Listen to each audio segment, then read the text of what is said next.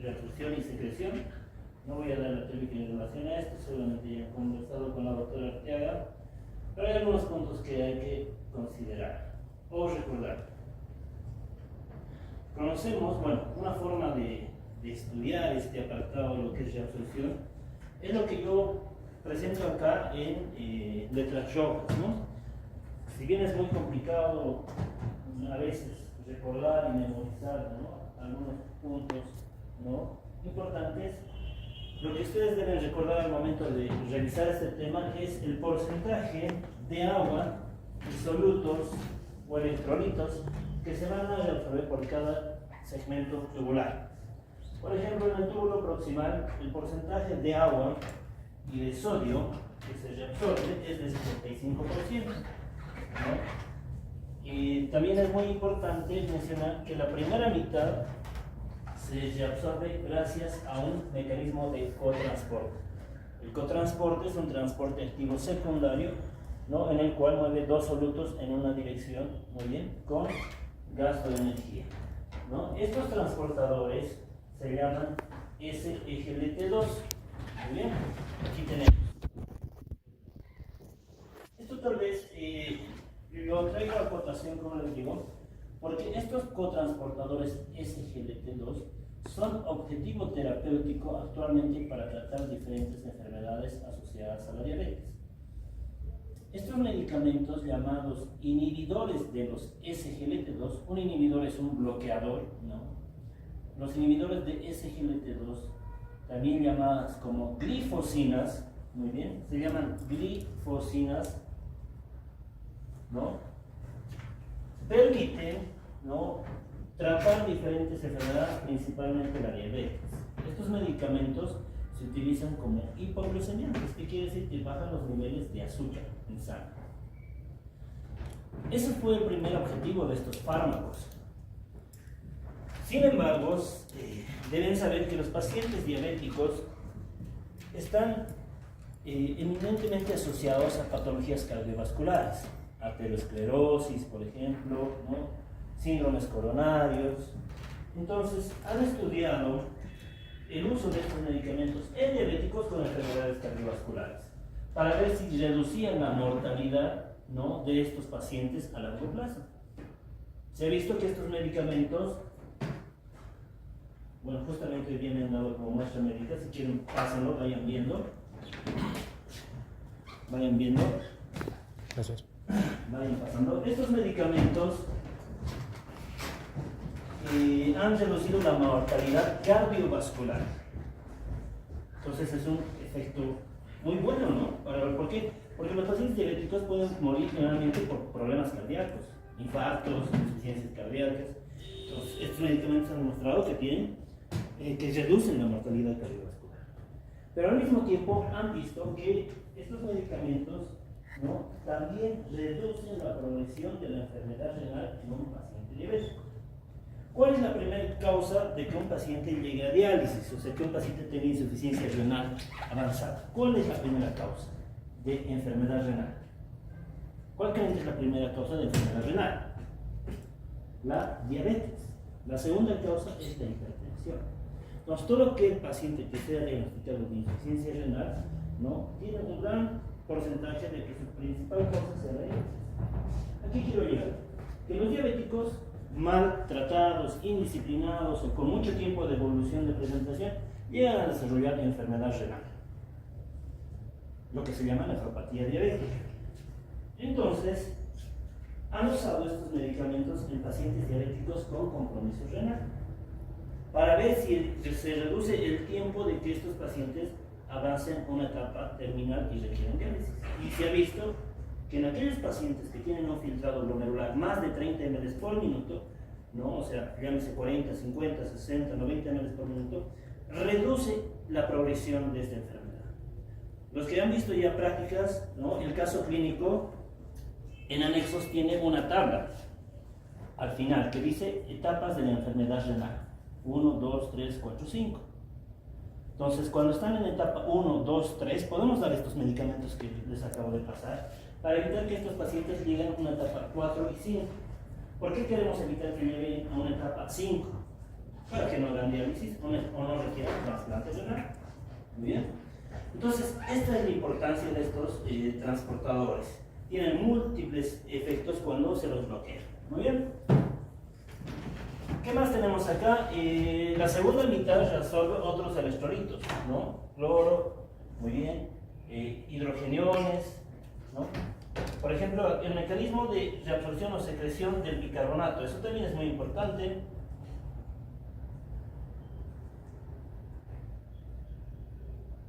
El túbulo proximal participa en la reabsorción de bicarbonato, ¿no es cierto? Bicarbonato se une con el hidrogenión que es secretado, forma esto, ¿cómo se llama esto? Bioquímicamente, el H2CO3 se llama ácido carbónico, ¿no? Ahí actúa la anhidrasa carbónica y la disocia en CO2 y agua.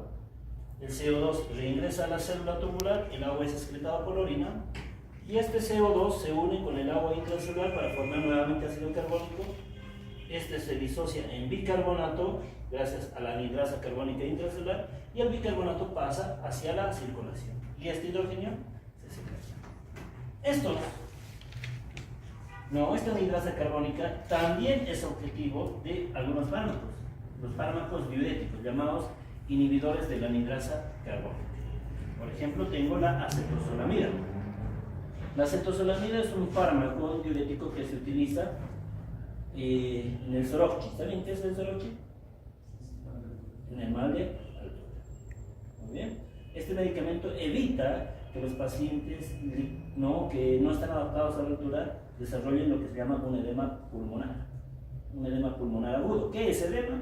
Es líquido en el espacio intersticial, ¿no es cierto? Los pacientes que tienen mal de altura pueden desarrollar o pueden formar, pueden tener líquido en el espacio intersticial pulmonar. Entonces, la acetozolamida o soroxipil, también conocido en el término cotidiano, tiene el objetivo de bloquear la anhidrasa carbónica.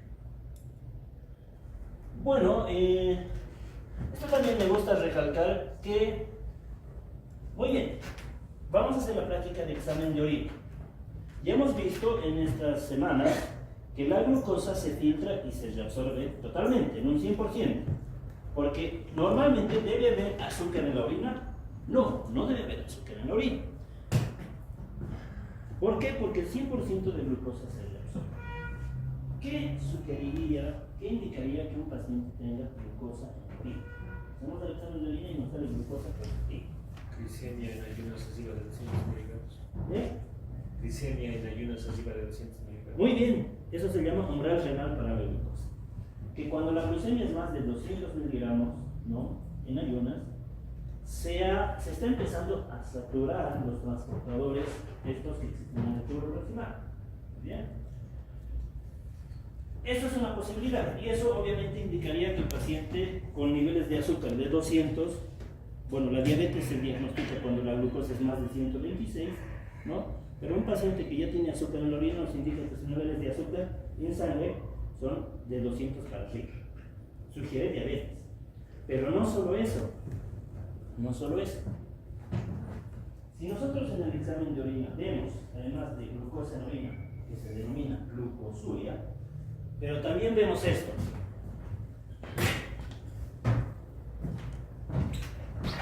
Calciuria. ¿Qué es calciuria? Presencia de calcio en orina. Vemos que natriuria. ¿Qué es natriuria? Presencia de sodio en orina. Muy bien. Bicarbonaturia. O sea, además de glucosa, también hay sodio, hay bicarbonato, calcio en orina, eso no es normal. Si bien hay concentraciones mínimas de sodio, potasio, bicarbonato, pero cuando hay en exceso en orina, ¿qué nos indicaría? Ya no nos indica que es diabético, porque no solo está la glucosa elevada, nos indica que estos transportadores, que son varios en el túbulo proximal, están bloqueados. ¿Eso cómo se llama? Se llama síndrome de Fanconi. Un síndrome es un conjunto de signos y síntomas por múltiples enfermedades. Eso significa que este síndrome tiene varias causas. Puede ser por el uso de medicamentos como el litio. El litio es un medicamento que se utiliza para enfermedades psiquiátricas, muy bien, para enfermedades mentales. Puede ser que el paciente haya sufrido una nefropatía tubular isquémica. ¿Qué significa tubular isquémica? ¿Qué es isquemia? ¿Qué es isquemia?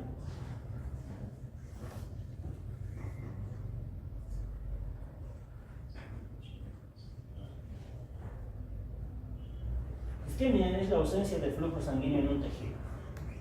No hay sangre en un tejido. ¿Qué significa eso? Necrosis tubular isquémica. Si un tejido no recibe sangre, ¿qué pasa? Hay necrosis, muerte, ¿no? Y si muere el tejido tubular, ¿ustedes creen que va a reabsorber eso? No. Entonces, no solo, eso es lo que quiero que quede. La mayoría dice, tiene azúcar en la orina, es diabético.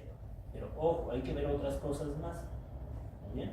Es clásico, llegan a quinto año, son residentes, incluso médicos que están formando una especialidad, tiene glucosuria, es diabético. Y el paciente es delgado, no tiene sobrepeso, es joven, no digo que no pueda desarrollar, pero no tiene factores de riesgo. Entonces va alguien, ¿no? Y dice, pero este paciente tiene también natriuria, bicarbonaturia, ¿no están haciendo un síndrome de Fanconi? Sí, el paciente tiene antecedentes de utilizar litio por varios años. Ahí está la causa. Hay que retirar el litio o buscar otra cosa. ¿Me dejo entender? Esto de fisiología es bien interesante cuando lo tengo en prácticas. Todo lo que se ve acá se aplica en el futuro. Cuando estén en años superiores o ya haciendo su especialidad, la mayoría de los nuevos conocimientos ya van a entrar, ¿no? Obligatoriamente, ¿no? O sea, a la fuerza, por decir. Pero saber la base de todo esto es fundamental. Es bien básico y es interesante, ¿no? Bueno, en la asa de Henle lo que deben saber es que se reabsorbe el 20% de agua, ¿no? En el segmento descendente, y en el ascendente es impermeable al agua. Porque hay que destacar que en el segmento grueso del asa de Henle que tenemos un cotransportador importante. Sodio, 2-cloro, potasio, ¿no? Aquí se reabsorbe el 25% de sodio y cloro, 30% de calcio, bicarbonato y magnesio. ¿Qué es importante? Esto ya han debido ver, obviamente. Este es objetivo terapéutico, muy bien, para otro tipo de diuréticos. Diuréticos son fármacos que aumentan ¿qué? La diuresis. Micción y diuresis no es lo mismo, por si acaso. Micción es el acto de eliminar o vaciar la vejiga, ¿no? Eliminarlo. Y diuresis es que el volumen de orina que produce una persona. Los diuréticos aumentan el volumen de orina. Este medicamento, la furosemida, es el medicamento principalmente utilizado en pacientes con edema. ¿Bien? Ahora ya saben cómo funciona. Si yo bloqueo el sodio, 2-cloropotasio, si no se reabsorbe el sodio, tampoco se reabsorbe agua, ¿no es cierto? La furosemida han debido escuchar alguna vez, me han dicho que mis pies estaban hinchados y me han dado furosemida. Ese es el medicamento. ¿Muy bien? Bueno, farmacología lo van a llevar al siguiente año. Algo también muy importante.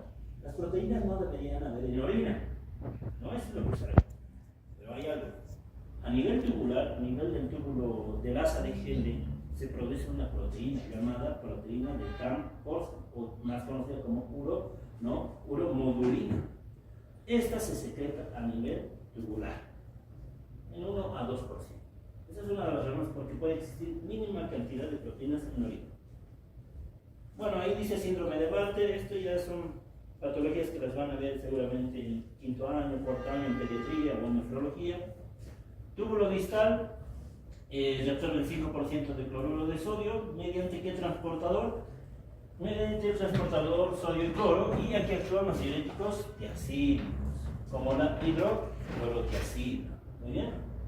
Ahí se genera este síndrome que no es de relevancia porque ustedes no es necesario que aprendan patologías, ¿no? Y por último, el túbulo distal y el túbulo conector, que tienen las células principales e intercaladas, ¿no? Esto es lo que estamos hablando en esta semana, donde actúa, por ejemplo, el aparato yuxtaglomerular actúa mediante el sistema renina, angiotensina, aldosterona, ¿no? La aldosterona va a actuar en las células principales, ¿no? Las células principales, ¿qué hacen? Con la presencia de aldosterona, secretan potasio y reabsorben sodio. Ahora, aquí también actúan otros diuréticos llamados ahorradores de potasio. Bloquean la aldosterona o bloquean los canales de secreción de sodio o de reabsorción de sodio. Por ejemplo, espironolactona. Ese actúa bloqueando la aldosterona. En los pacientes que tienen insuficiencia cardíaca, tienen lo que se llama los criterios mayores y menores de insuficiencia cardíaca. ¿Cuáles son? Disnea, muy bien, ortopnea, edema de miembros inferiores. Tal vez son términos nuevos que ustedes están aprendiendo. Disnea es la sensación de falta de aire.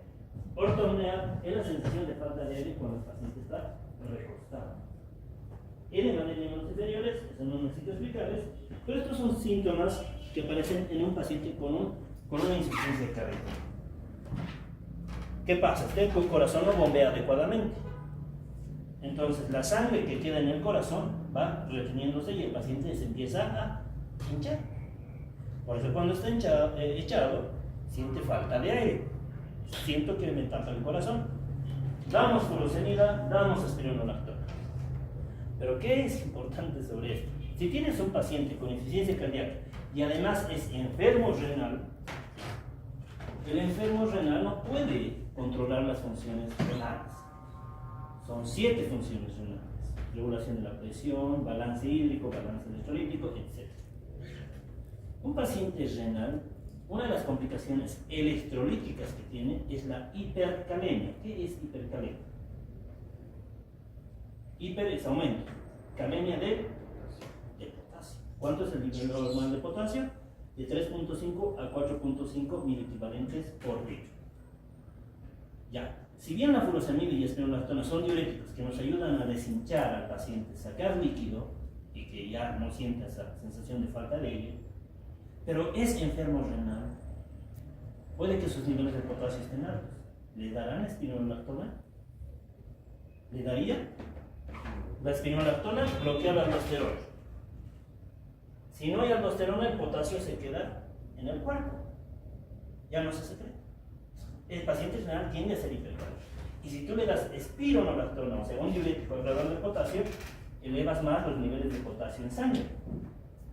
Y el potasio elevado, el potasio participa en diferentes actividades celulares, pero ¿en cuál fundamentalmente? Es muy relevante.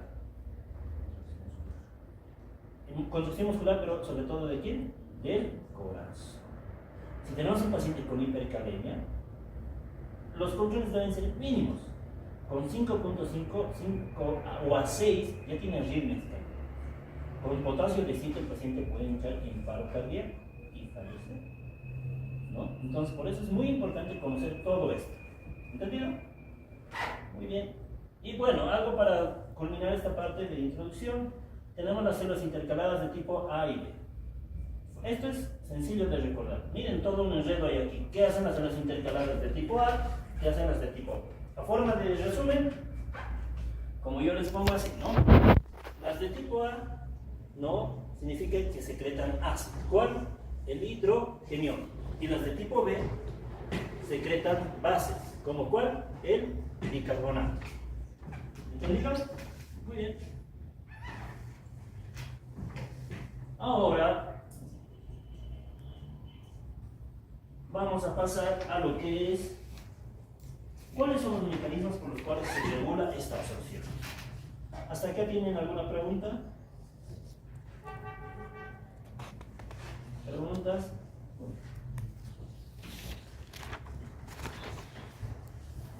Hoy vamos a avanzar regulación de la absorción y a la siguiente clase concentración y dilución de la orina.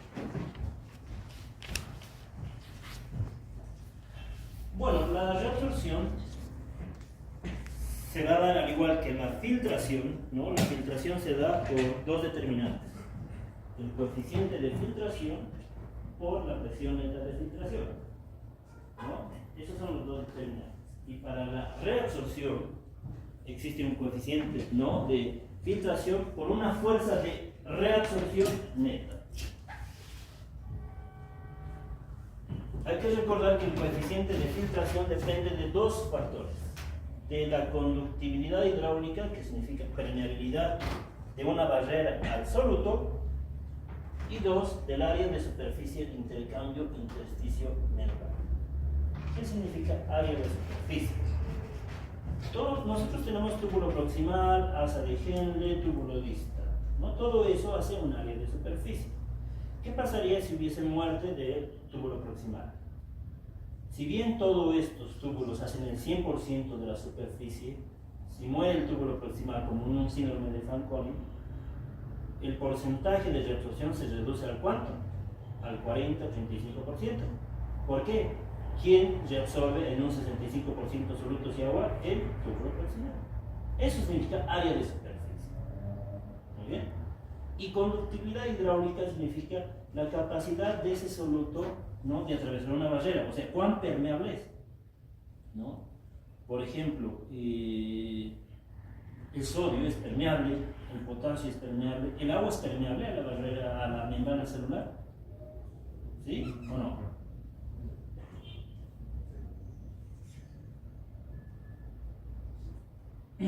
El agua no es permeable a la membrana celular. ¿Por qué? La membrana es una capa bicapa fosfolipídica, es una capa de grasita, ¿no es cierto?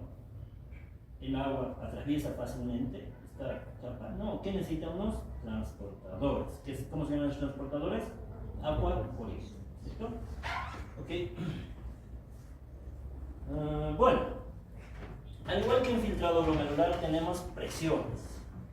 Muy bien, pero ya del lado vasocelular. Hay que recordar que las células tubulares tienen una membrana luminal y una membrana vasolateral. La luminal significa que ve a la luz del tubo y la vasolateral que está en contacto con el vaso sanguíneo. Al reabsorberse los electrolitos, ¿qué pasa? Pasan desde el lado luminal al lado intracelular, intersticial y luego hacia la circulación peritubular o vasos peritubulares. Entonces, acá, al igual que en lo que es filtración glomerular, tenemos 4 presiones: presión hidrostática capilar, presión oncótica capilar, presión hidrostática intersticial y presión oncótica intersticial. La suma y la resta de todos estos, las fuerzas que favorecen la reabsorción, por ejemplo, ¿cuáles serían? La presión oncótica capilar, la presión hidrostática intersticial, ¿no?, menos las fuerzas que se oponen a la reabsorción, como la presión hidrostática capilar y la presión oncótica intersticial. Todo esto debe generar una presión de 10 milímetros de mercurio que haga que se reabsorbe los electrolitos. ¿Bien? Eso se conoce como presión neta de reabsorción, que es similar a la presión neta de filtración. El objetivo de la presión neta de filtración era que el plasma pase de lo que es el glomérulo hacia los tubos. La presión neta de reabsorción tiene el objetivo de que lo que está en el intersticio pase hacia la circulación peritubular.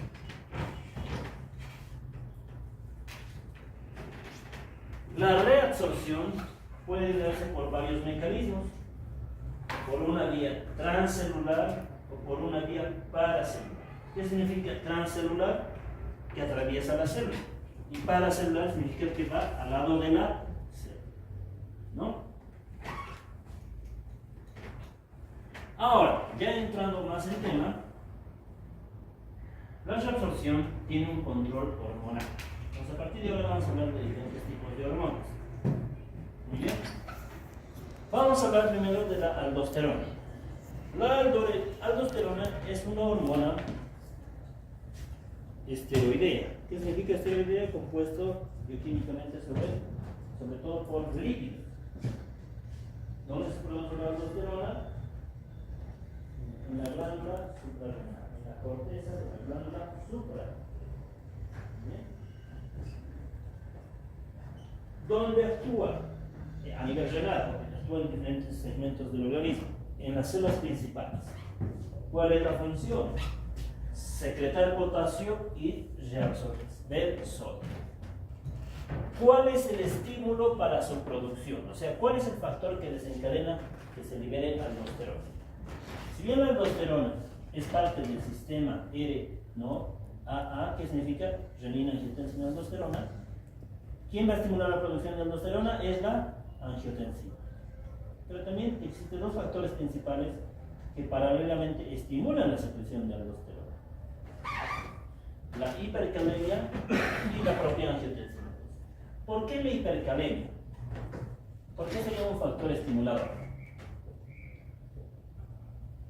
Hipercalemia es cuando los niveles de potasio están más de 4.5 mil por litro en sangre o más de 5 en algunos textos. Si yo tengo potasio de 6 mil por litro, eso va a condicionar a que se libere aldosterona. ¿Para qué? Para que vayan las células principales del túbulo colector, ¿no?, del riñón. ¿Para qué? Para que secreten potasio. Entonces, estos son sus dos principales estimuladores. Cuando hay un déficit de aldosterona se conoce como enfermedad de Addison. Cuando hay un exceso de aldosterona se conoce como síndrome de Colon. Ahí en esto ya hablamos, ¿no?, que actúan la aldosterona, ¿no?, actúan estas células y pueden bloquearse por diuréticos, ¿no? Otro, la angiotensina 2. La angiotensina 2, muy bien, sabemos que se produce, ¿no es cierto?, bajo el sistema renina-angiotensina. A nivel pulmonar, la angiotensina 1 se convierte en angiotensina 2, ¿no? ¿Y cuáles son las funciones? Estimular la producción de aldosterona, vasoconstricción de la arteriola aferente y eferente y reabsorción directa de sodio. 3 funciones. Bueno, ya no voy a explicarlo por qué estimula la aldosterona, eso ya se entiende. Y estos dos efectos. Dice vasoconstricción de la arteriola aferente y eferente. Lo que ustedes deben saber es que cuando hay una vasoconstricción de la arteriola aferente, no es el mismo efecto que cuando hay una vasoconstricción de la arteriola eferente. No es el mismo efecto sobre la tasa de filtrado glomerular, sobre la filtración. Entonces, como yo les indico, esto es como cerrar una llave de paso. Aquí le está llegando agua, ¿no? Pero si yo cierro esto, hago vasoconstricción, llegará agua acá, sangre. ¿Cómo va a estar el filtrado entonces? ¿Arriba o abajo? ¿Qué pasa si yo cierro la arteriola eferente? ¿Cómo va a estar el filtrado glomerular? Va a estar aumentado, porque aquí va a aumentar la presión intraglomerular, la presión hidrostática. Y si aumenta la presión hidrostática, va a aumentar el filtrado glomerular. Entonces, la angiotensina 2 actúa sobre ambas arterias. Y la pregunta es entonces, ¿pero por qué sobre las dos? O sea, tiene efecto contradictorio. Puede aumentar el filtrado o disminuir. Generalmente, la angiotensina 2 tiene mayor efecto sobre la arteriola eferente. ¿Por qué? Estos neurotransmisores u hormonas no es que llegan a la célula y hacen su efecto, ya. Sino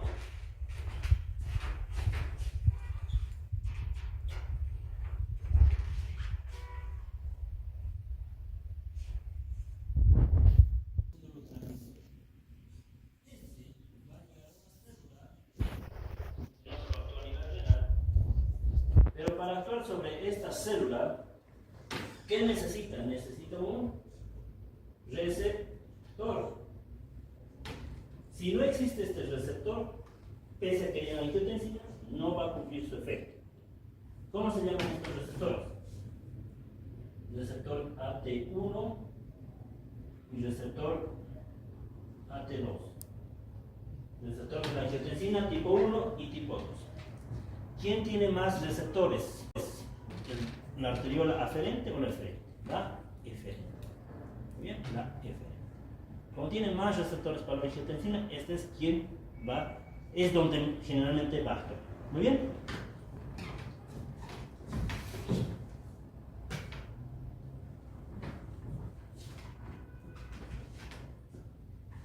Ahí lo que les decía, ¿no? Aquí están.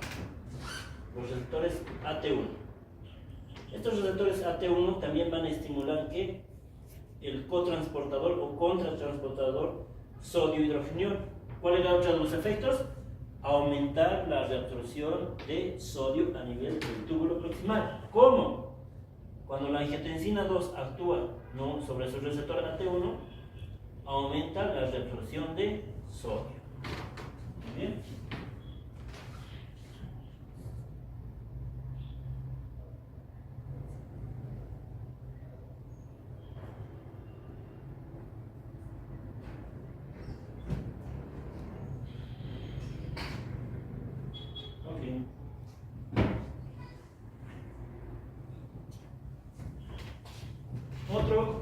Otra hormona es la ADH, o vasopresina. Esa ADH conocida porque también no significa que antidiurética. ¿Qué intuirían por antidiurética? Que está en contra de la diuresis, o sea, disminuye la diuresis. También vasopresina, ¿por qué? Vasopresina porque es un potente vasoconstrictor. Esta ADH, bueno, no lo puse acá, se produce, ¿dónde se produce? En el hipotálamo, ¿muy bien? En el núcleo supraórtico y paraventricular del hipotálamo. Se almacena posteriormente en la neurohipófisis. La neurohipófisis es el lóbulo posterior de la hipófisis. Se almacena conjuntamente con otra hormona llamada oxitocina. ¿Bien? Entonces, la ADH, ¿no?, que se produce en el hipotálamo, se almacena en la neurohipófisis, va a actuar sobre la polución final del túbulo distal, en el conducto colector cortical y en el conducto colector medular.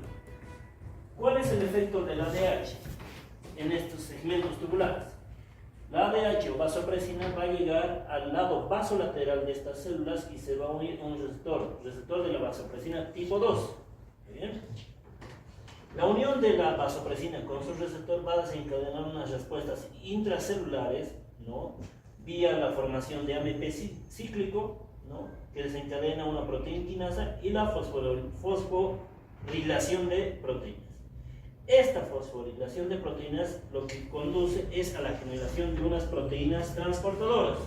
¿Cuáles son estas proteínas transportadoras? Las aquaporinas.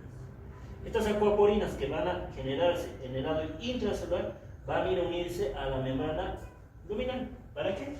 Para poder reabsorber agua. ¿Cuánto por ciento de agua se reabsorbe en el túbulo proximal, en el túbulo distal y los conductos colectores? Del 5 al 10%. ¿Bien? Ok. Doctor, ¿puede volver a repetir el procedimiento, por favor? ¿Esto? Sí, por favor. Bueno, a ver, pues vamos a ir a fijar. Muy bien. Tengo lo que es la hipófisis. Acá se produce la ADH en el hipotálamo. Muy bien.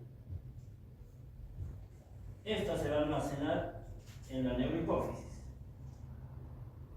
Y acá, cuando se necesite la ADH, va a ir a actuar a dónde?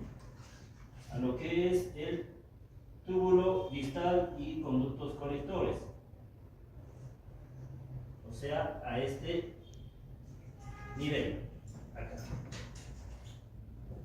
A este nivel. Túbulo distal, porción final, y túbulos colectores. Acá voy a tener las células tubulares. Muy bien. Ahora, estas células tubulares tienen un lado luminal y un lado vasolateral. Si sacamos una de estas células para esquematizar, sería más o menos así. Muy bien. Esta es esa célula. Este es su lado luminal. Acá, en el lado vasolateral, tiene unos receptores llamados receptores B2. ¿Bien? Entonces, esta ADH va a llegar a estos receptores de tipo B2 y se va a unir. La unión de este receptor B2 con su vasopresina o ADH va a desencadenar la formación de AMP cíclico. Esto va a generar lo que es la fosforilación de proteínas y esto genera como último paso ¿qué? La formación de aquaporinas, ¿no? Estas aquaporinas se van a ir a localizar a la membrana luminal. ¿Para qué? Para que el agua que está recorriendo la luz del túbulo pase. ¿Cuánto hemos dicho? De 5 al 10%. ¿Mejor? ¿Sí?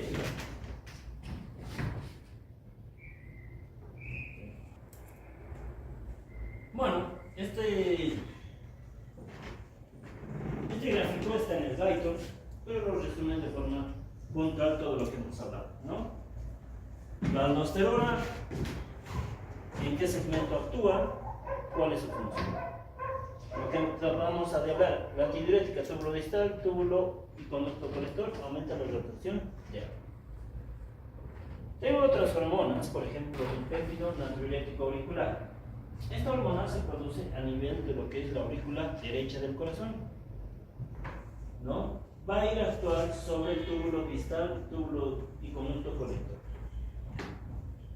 Cuando el corazón se sobrecarga de líquido, es bien bonito fisiología cardíaca. Luego de este segmento es, cuando el corazón no se contrae normalmente, bombea el 60% de lo que se llama fracción de eyección. Pero si es un paciente con una insuficiencia,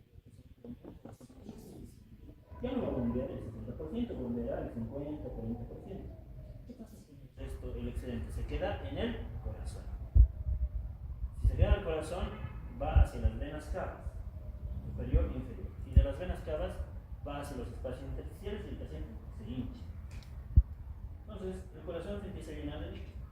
Cuando la aurícula derecha se estira por tanto líquido en un paciente con insuficiencia cardíaca,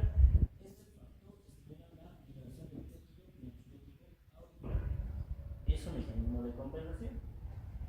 Si hay péptido natriurético auricular produciéndose, ¿qué dice? Va a actuar en estos segmentos tubulares y va a disminuir la reabsorción de sodio y cloro. Si disminuye la reabsorción de sodio y cloro, ¿eso conlleva qué? Que haya mayor diuresis. El cuerpo, a manera de compensar de que se está llenando líquido, va a tratar de eliminarlo por la diuresis. Por eso, un paciente que tenga insuficiencia cardíaca, para corroborar ese diagnóstico, se pide la ProBNP.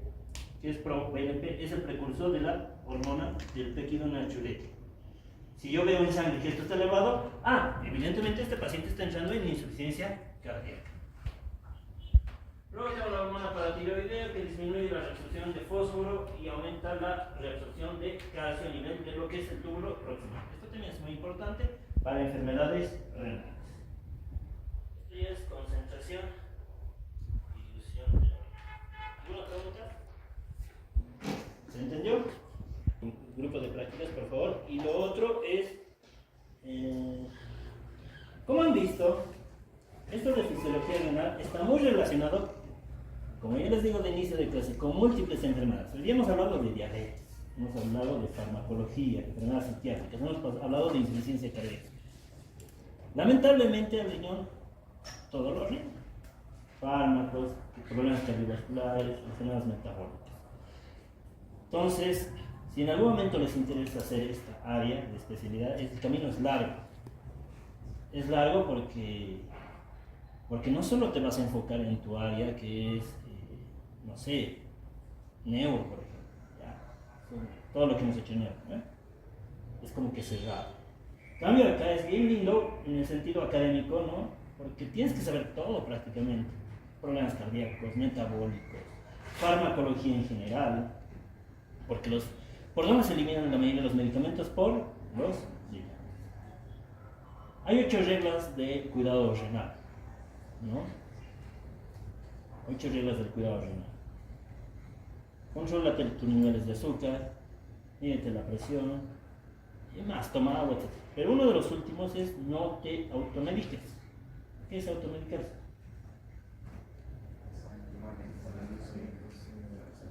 Tomar medicamentos sin prescripción médica, sin que te lo dé un médico.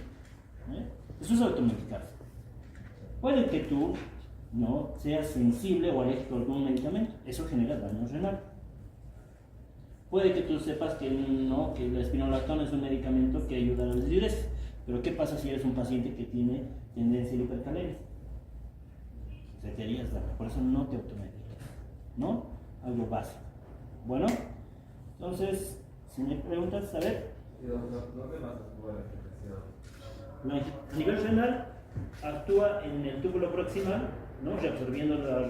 Aumentando la reabsorción de sodio, y también actúa en la arteriola eferente a nivel renal, simplemente eso. Ahora, a nivel sistémico, en general en todos los vasos, porque ayuda a la vasoconstricción. ¿Alguna otra pregunta?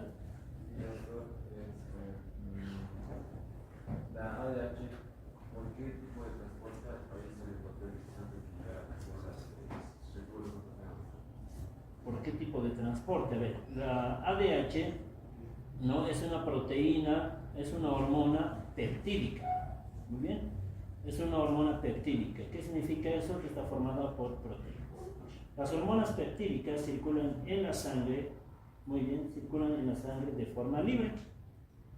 Pero una vez para pasar de la sangre al espacio intersticial en la membrana vasolateral, no, simplemente son proteínas transmembranas, no tiene una proteína como tal específica, transmembranadas. Las proteínas o las hormonas peptídicas, para unirse a la célula, pasar de la sangre a la célula, puede que no necesiten transportadores o necesitan solo transporte facilitado. ¿Qué quiere decir? Que hay canales que dejan pasar a esta proteína. A diferencia de otras proteínas como o otras hormonas como la aldosterona. La aldosterona sí necesita transportadores porque es una hormona esteroidea, necesita transportadores a nivel sanguíneo, pero esta para atravesar la membrana celular no requiere transportador porque sabemos que la membrana celular es lipídica y la aldosterona sí es. La aldosterona es esteroidea o formada por lípidos. Muy bien. Ok, bueno, nos vemos el día de mañana. Conmigo nos vemos hasta el viernes.